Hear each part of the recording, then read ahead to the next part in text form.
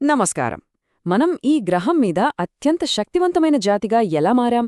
ఒకప్పుడు ఫుడ్ చైన్లో ఎక్కడో మధ్యలో ఉన్న ఓ మామూలు జంతువు కొద్ది వేల సంవత్సరాల్లోనే ప్రపంచాన్ని శాసించే స్థాయికెలా వచ్చింది? ఈ అద్భుతమైన మార్పుకు కారణమైన జ్ఞాన విప్లవం అనే ఒక కీలకమైన మలుపు గురించి ఈరోజు తెలుసుకుందాం. చూడండి, లక్షల సంవత్సరాల పాటు హోమోసేపియన్లు పెద్దగా చెప్పుకోదగ్గ జీవులేం కాదు. ప్రకృతిలో మిగతా జంతువుల్లానే మనము ఒకటి. మన బంధువులైన నియాండర్తల్ల కన్నా మనం పెద్ద గొప్పవాళ్లం కూడా కాదు. కాని సుమారు 70,000 ఏళ్ల క్రితం అకస్మాత్తుగా అంతా మారిపోయింది. మరి అంతలా మార్చేసిన ఆ ఒక్క విషయమేంటి?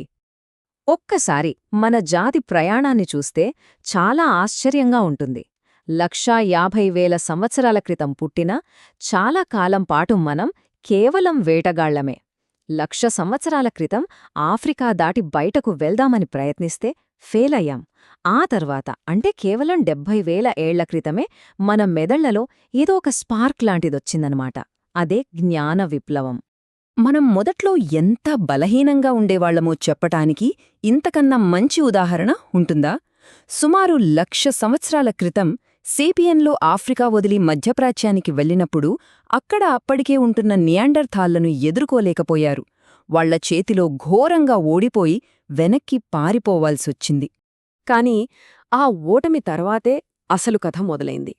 సుమారు 70,000 సంవత్సరాల క్రితం సేపియన్ల చరిత్రలో ఒక అద్భుతం జరిగింది. చరిత్రకారులు దీనిని ది గ్రేట్ లీప్ ఫార్వర్డ్ అంటారు.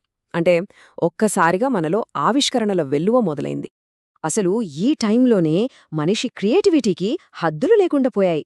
సముద్రాలు దాటడానికి పడవలు, చీకటిని జయించడానికి నూనె దీపాలు, వేట కోసం విల్లంబులు, చలిని తట్టుకోవడానికి సూదులతో కుట్టిన బట్టలు, ఇలా ఎన్నో కనిపెట్టారు.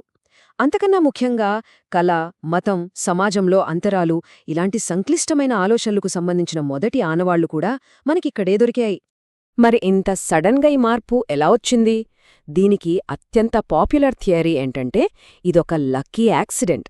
మన డిఎన్ఏలో అనుకోకుండా ఓ చిన్న మార్పు జరిగింది. అంతే, ఆ ఒక్క మార్పు మన బ్రెయిన్ వైరింగ్నే మొత్తం మార్చేసింది. ఇది మనల్ని కొత్తగా ఆలోచించేలా చేసింది.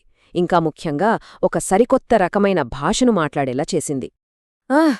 కొత్త భాషే మన సీక్రెట్ వెపన్. అయితే ఆ భాషలో అంత స్పెషాలిటీ ఏముంది? సమాధానం ఉంటే కొంచెం ఆశ్చర్యంగా ఉంటుంది. ఆ స్పెషాలిటీ సింహాల గురించో పులుల గురించో మాట్లాడటం కాదు, మన పట్టనున్న మనుషుల గురించి మాట్లాడటం. అదే గాసిప్ సిద్ధాంతం. మన భాష ఎందుకు ఇంత పవర్ఫుల్ అనేదానికి ఇది మొదటి థియరీ. ఉదాహరణకు, ఒక కోతి జాగ్రత్త సింహం అని మాత్రమే అరవగలదు. కాని ఒక మనిషి ఈరోజు పొద్దున్న నదీ పక్కన ఒక సింహం కొన్ని దున్నలను తరుముకుంటూ వెళ్లడం నేను చూశాను అని చాలా వివరంగా, ఖచ్చితంగా చెప్పగలడు. కాని రెండో థియరీ ప్రకారం బతకడానికి అత్యంత ముఖ్యమైన సమాచారం సింహాల గురించి కాదు, మన చుట్టూ ఉన్న మనుషుల గురించే. మన భాష డెవలప్ అయ్యిందే ప్రధానంగా వాళ్ల గురించి మాట్లాడుకోవడానికి, అంటే గాసిప్స్ చెప్పుకోవడానికే అన్నమాట. ఎందుకంటే మన మనుగడకు తోటి మనుషులతో మంచి సంబంధాలు చాలా అవసరం. 1225 ఏంటి నంబరనుకుంటున్నారా? కేవలం ఓ 50 మంది ఉన్న చిన్న గ్రూప్లో వాళ్ల మధ్య ఉండే వ్యక్తిగత సంబంధాల సంఖ్య ఇది. అబ్బా, ఎంత కాంప్లెక్స్ కదా! ఇంత పెద్ద సోషల్ నెట్వర్క్లో ఎవరు మంచి ఎవరు చెడు అని తెలుసుకోవడానికి గాసిప్ ఒక పవర్ఫుల్ టూల్గా ఉపయోగపడింది. అంటే తమ గ్రూప్లో ఎవర్ని నమ్మొచ్చు, ఎవరు మోసగాళ్ళు, ఎవరు మంచి వేటగాళ్ళు, ఈ సమాచారం బతకడానికి చాలా ముఖ్యం. గాసిప్ ద్వారా ఈ కీలకమైన సమాచారాన్ని పంచుకుంటూ సేపియన్లు పెద్ద పెద్ద ఇంకా బలమైన గ్రూపులను కట్టగలిగారు. ఇది మునుపెన్నడూ లేని సహకారానికి దారితీసింది. ఓకే, గాసిప్ వల్ల చిన్న గ్రూపులు బలంగా మారాయి. కాని పెద్ద పెద్ద నగరాలు, రాజ్యాలు కట్టాలంటే అది సరిపోదు కదా. దానికి మన భాషలో ఉన్న మరో స్పెషల్ పవర్ కావాలి.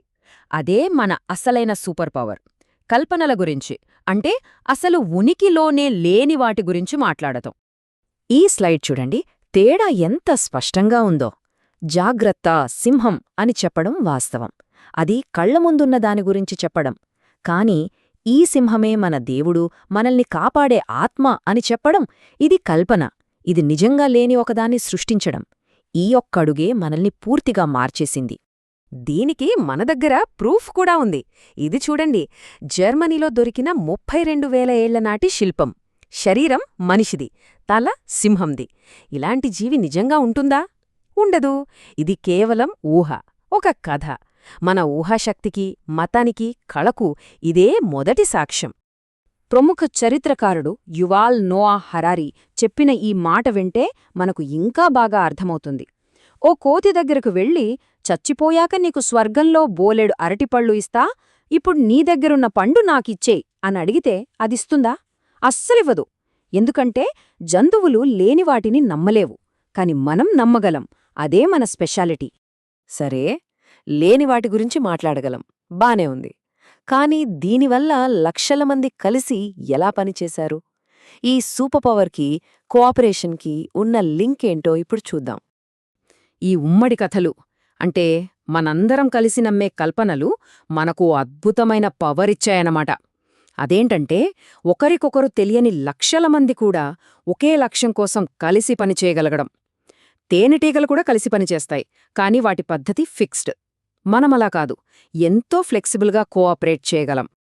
ఈ పవర్ ఇప్పటికీ మనల్ని నడిపిస్తోంది. డబ్బునే తీసుకోండి, ఆ కాగితానికి నిజంగా విలువుందా? లేదు. కాని మనందరం దానికి విలువుందని నమ్ముతాం కాబట్టే అది పనిచేస్తోంది. అలాగే దేశాలు, చట్టాలు, గూగుల్, ఫేస్బుక్ లాంటి కంపెనీలు, ఇవన్నీ కూడా మనందరం కలిసి నమ్మే శక్తివంతమైన కథలే. అంటే చివరిగా చెప్పొచ్చేదేంటంటే, మనల్ని ఈ భూమి మీద కింగ్స్గా మార్చింది మన తెలివి కాదు, ఆయుధాలు కాదు, మనం కలిసికట్టుగా నమ్మగలిగే కథలు. ఈ కథలే మన గతాన్ని నిర్మించాయి. మరి ఇప్పుడు అసలు ప్రశ్న ఏంటంటే, మన భవిష్యత్తును నిర్మించుకోవడానికి మనమందరం కలిసి నమ్మబోయే తర్వాతి గొప్ప కథ ఏమై ఉంటుంది? ఒక్కసారి ఆలోచించండి.